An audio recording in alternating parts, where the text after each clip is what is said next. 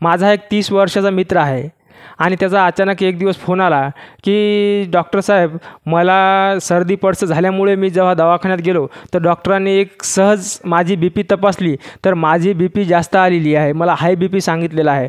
त्यामुळे मला जरा घाबरटसारखं वाटत आहे आणि भरपूर दिवसापासून पायऱ्या चढलं की मी जरा थकवा येत आहे.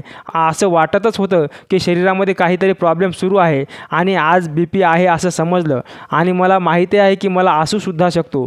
मग मी त्यांचं योग्य प्रकारे समाधान केलं. परंतु बंधूंनो, मी लहानपणापासून त्याच्यासोबत राहत असल्यामुळे मला त्यांची खाण्याची पद्धत माहीत होती. पहिला बसल्यानंतर पहिला घास घेण्याच्या अगोदरच भाजीमध्ये तो मीठ टाकायचा. त्याच्या खाण्यामध्ये जास्त प्रमाणात मीठ होतं आणि आजकाल भरपूर लोकांचा प्रॉब्लेमसुद्धा तोच आलेला आहे की कोणी डान्स करताना अचानक अटॅक येऊन मरत आहे, कोणी जिममध्ये, कोणी रनिंग करत असताना, कोणी सगळं काही सुस्थितीत असताना, खुश, आनंदित, टेन्शन फ्री असतानासुद्धा हार्ट अटॅक येऊन लोक मरत आहेत. परंतु त्या अनेक कारणापैकी एक महत्त्वाच्या कारणाकडे आपण दुर्लक्ष करतो, ते म्हणजे आपल्या खाण्यामध्ये असलेलं मीठ. तर आज आपल्या भारतातील लोक दररोज 8 ते 12 ग्रॅम इतकं मीठ प्रति माणसी खात आहेत. परंतु दररोज किती मीठ खाल्लं पाहिजे, तर दररोज फक्त आपण 5 ग्रॅमपेक्षा कमी मीठ खाल्लं पाहिजे, तर आपण निरोगी राहू शकतो. तर बंधूंनो, जास्त मीठ खाण्याची कारणे काय, तर आजकाल आपली जी जिभेची जी चव आहे त्याकडे आपलं जास्त लक्ष आहे.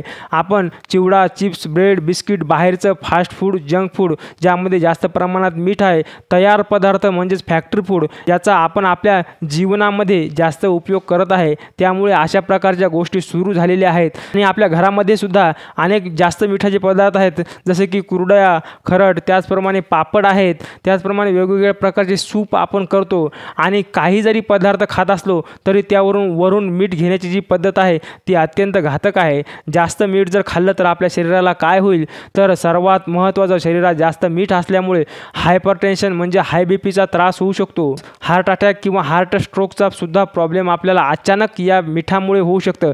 पूर्णपणे मीठ हे शरीराच्या बाहेर न पडल्यामुळे, त्याचा योग्य उपयोग न झाल्यामुळे मीठ हे आपल्या शरीरामध्ये साठून राहते आणि हृदयाला जे रक्ताचे चलनवलन करावं लागतं त्यामध्ये प्रॉब्लेम आल्यामुळे हार्ट आणि BP यासारखे आपल्याला प्रॉब्लेम होऊ शकतात. सोबतच किडनीवरती मोठ्या प्रमाणात ताण येतो, कारण की किडनीचं काम आहे आपल्या रक्तामध्ये असलेले अनावश्यक घटक, विषारी पदार्थ यांची चाळणी करावी. त्यामध्ये जर मीठ असेल तर किडनीला जास्त काम करावं लागेल. पर्यायानेच किडनीवर ताण येऊन आपली किडनी खराब सुद्धा होऊ शकते. मिठाचा गुणधर्म आहे की पाणी धरून ठेवणे. तर जास्त मीठ खाल्ल्यामुळे शरीरात जर पाणी धरून ठेवलं तर आपलं शरीर सुजणे, वजन वाढणे, त्यामुळे गाल सुजणे, डोळ्याच्या खाली बऱ्याच लोकांना या ठिकाणी सुजन येते, शरीराचे वेगवेगळ्या प्रकारचे पार्ट सुजतात, हे सुद्धा मिठामुळे होऊ शकते. तर शरीरामध्ये जास्त मीठ असल्यामुळे ॲसिडिटी, अपचन, त्याचप्रमाणे पोटामध्ये प्रॉब्लेम किंवा पोटाचा कॅन्सरसुद्धा जास्त मिठामुळे होऊ शकतो. त्यामुळे कमीत कमी मीठ खाल्लं पाहिजेत.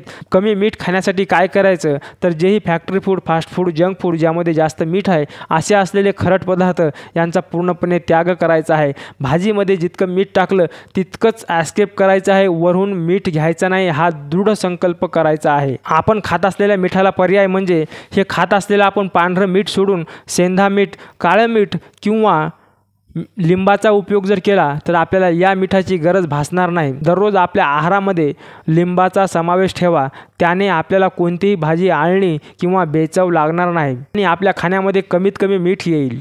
आठवड्यातून एक दिवस बिना मिठाचं जेवण घ्यायचं सवय लावायची आहे. आपल्या शरीराला आपण जशी सवय लावू त्यानुसारच आपलं शरीर हे चालतं, कारण की याचे मालक आपण असलो पाहिजेत.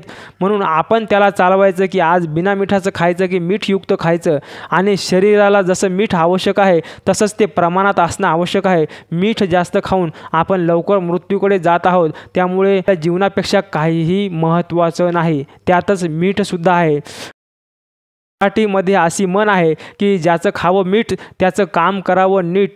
परंतु आपल्या भारताचं मीठ खाऊनही काही लोक भारताची गद्दारी करत आहेत, भारताची जासूसी करत आहेत आणि अशा लोकांचं खूप वाईट वागते. आणि देशभक्तांच्या सुख, शांती, आरोग्य, समाधानाची प्रार्थना करतो व या ठिकाणी थांबतो. धन्यवाद.